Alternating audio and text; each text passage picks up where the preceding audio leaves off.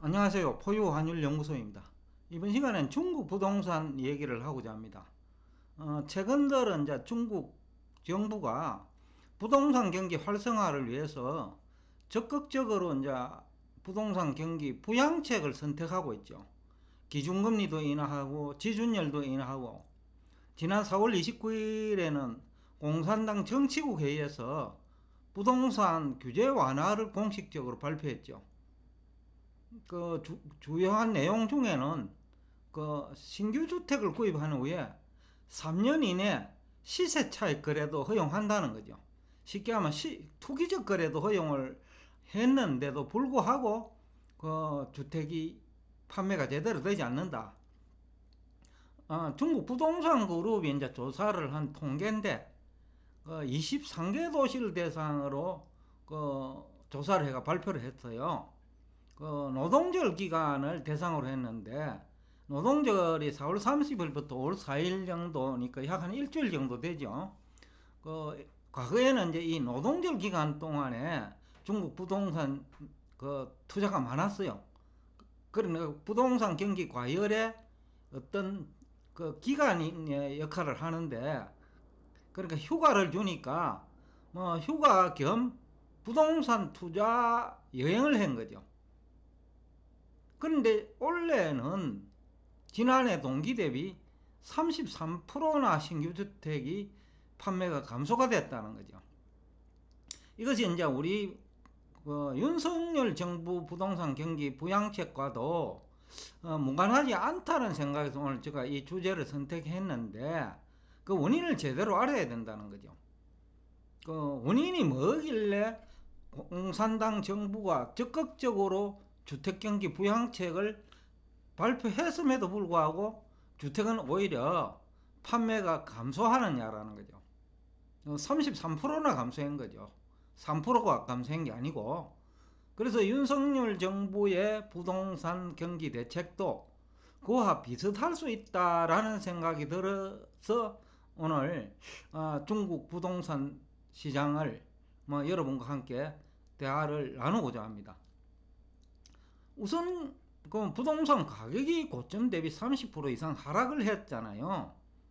그러면 30% 정도 하락하면 투기적 요인까지 정부가 승인하면 얼마든지 거래가 일어날 것 같은데, 또 금리까지 인하를 하고 그러면 크게 수요가 증가해야 되는데, 우리 한국 부동산 시장 이해관계자들 주장대로 하면 주택 수요가 크게 증가해야 되죠.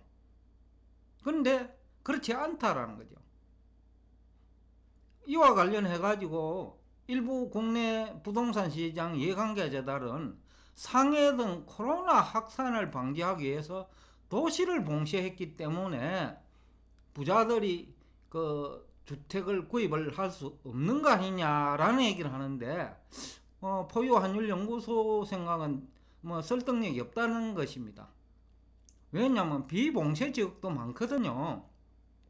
더군다나 주택 가격이 고점 대비 30% 정도 하락한 상태고, 또 기준금리 인하와 결국 대출금리 인하죠. 그 다음에 지준율 인하. 그러니까 대출 얼마든지 해주겠다라는 거죠. 그럼에도 불구하고 안 된다라는 거죠. 그러니까 금리 상승 때문이라는 주장도 설득력이 없다라는 거죠. 그래서 이제 우리 국내 부동산 시장 이해관계자들이 금리 때문이라는 주장도 일부는 설득력이 있지만은, 또 금리만의 문제도 아니라는 것을 중국 부동산 시장이 보여주고 있지 않느냐라는 거죠. 포유환율연구소가 생각하는 원인은 이 세 번째부터예요. 우선 중국 중산층이 붕괴되어 가고 있다. 그러니까 대부분의 중국 중산층이 부동산을 통해서 돈을 벌었는데, 이 부유층이 대부분 부동산을, 주택이죠, 대부분 두 채에서 심지어 10채, 50채를 가지고 있는 사람이 있다는 거죠. 근데 이분들이 은행 빚을 내 가지고 만약에 투자를 했다면 대부분 큰 폭의 투자 손실이죠. 주택가격이 30% 하락하면 은행 빚이 뭐 절반을 가지고 구입을 했다면 실제 재산 소실은 60%죠. 그럼 부자들이 이미 부동산 시장에 다 물려 있다라는 거죠. 그렇기 때문에 그 중국 정부가 투기적 요인까지 도입을 해도 또 금리까지 인하해줘도 수요가 없다라는 거죠. 이게 이제 포유 환율 연구소의 분석이죠. 이거는 우리나라에도 뭐 해당이 되는 사항이죠. 전세를 끼고 부동산 구입을 했는데, 즉 아파트 구입을 했는데 아파트 가격이 한 30% 하락하면 본인 재산은 60% 감소한 거거든요. 그러니까 은행 빚만 남는다는 거죠. 그러니까 이제 부양책을 써도 그 매수를 할 수 없는 거죠. 그 다음에 이제 네 번째도 크다고 보는데, 중국 경제 불확실성이 하반기로 갈수록 증가한다는 거죠. 그거는 원인은 뭐 여러 가지일 거예요. 부동산 경기가 죽은 것도 원인이지만 지금 중국 내부의 문제죠. 그 다음에 우크라이나하고 러시아 전쟁이 장기화되면서 이걸 지금 다음에 다시 한번 우리 연구소에서 얘기를 하고자 하는데, 우선 그 피상적으로 조금만 얘기를 하면, 우러 전쟁이 장기화될 줄을 시진핑도 몰랐을 거예요. 이게 왜 중요하느냐면요, 이게 1대1로 정책하고도 관련돼 있고 식량 문제하고도 관련돼 있어요. 그러니까 곡물 가격 급등, 유가 급등하고 관련돼 있다는 거죠. 그러니까 중산층이 그 운신의 폭이 굉장히 줄어들었다는 거죠. 그리고 부자들은 이미 돈이 그 부동산에 다 물려 있고 재산도 크게 감소했고, 그러면 중산층 중에서도 조금 여유가 있는 사람을 대상으로 해야 되는데, 이 그 중산층 중에 여유가 있는 사람도 중국 경제의 미래가 불확실하다는 거죠. 우크라이나 러시아 전쟁이 언제 끝날지 모른다는 거죠. 그럼 곡물 가격은 계속 올라가는 거고, 그러면 그 부자들도 간접적인 영향을 받는다는 거죠. 그 부자들이 장사를 한다면 그 장사 잘 안 된다는 얘기고, 뭐 부자들이 공무원이라도 하더라도 장사가 안 되면 뇌물도 제대로 못 받죠. 그러니까 그런 간접적인 영향 때문에 시간이 갈수록 중국 경제 불확실성이 증가하는 게 문제다. 거기다가 독일 등이 이제 중국 경제와 거리두기로 지금 바뀌었어요. 독일 기업이 뭐 약 1100개가 지금부터 한 3년 전 통계인데, 독일 통계예요. 1100개 정도가 중국에서 활동한다는 그런 그 통계가 있었거든요. 제가 한번 얘기했을 거예요. 근데 이제 이런 독일 기업들이 중국 경제와 거리두기로 이제 바뀌었다.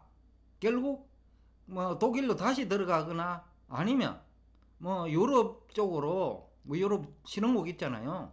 더군다나 요 근래에 그 유럽 신흥국들이 다수가 유로존에 또 가입을 하려 하고 또 나토에 가입하려고 하니까 독일 입장에서는 중국 아니라도 얼마든지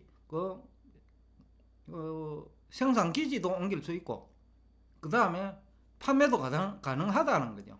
거리두기에 들어간 것도 중국 경제 미래가 불확실하다라는 것도 문제가 될 수 있겠고, 그 다음에 또 하나, 중국은 어디까지나 향후 10년간은 공산주의예요.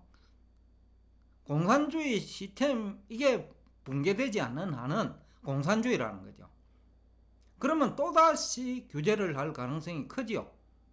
지금 풀어줘놨고 또 부동산 경기가 살아나면 또 규제를 해야 돼요.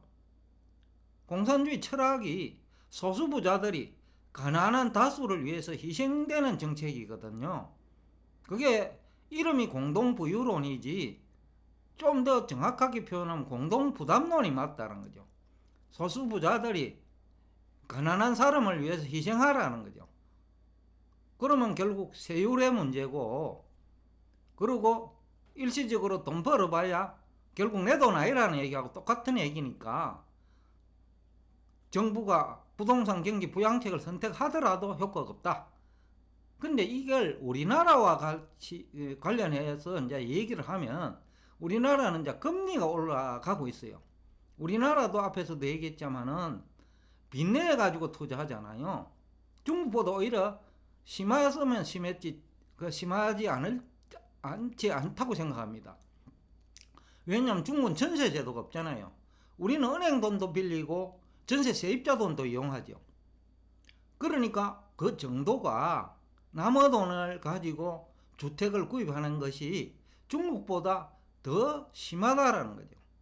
그렇기 때문에 부동산 가격이 중국은 30% 내려가니까 중산층이 다 돈이 묶였듯이 우리도 25%만 하락하면 부동산을 가지고 있는 중산층이 다 희생되고 또 은행에 부실 채권이 급증한다는 거죠. 그렇기 때문에 한국도 윤석열 정부가 부동산 경기 부양책을 완화하더라도 시장금리가 상승하고 주택 가격이 뭐 여러가지 이유 때문에 20%만 하락하면 본인 돈은 40% 이상 감소하기 때문에 투자를 할 수 없는 거죠. 그래서 이제 중국의 부동산 경기 부양책에도 그리고 주택 가격이 고점 대비 30% 하락했음에도 불구하고 신규 주택이 판매하는 이유가 한국에도 그 남의 일이 아니다 라는 얘기를 하면서 여론과 대화를 여기서 끝내겠습니다.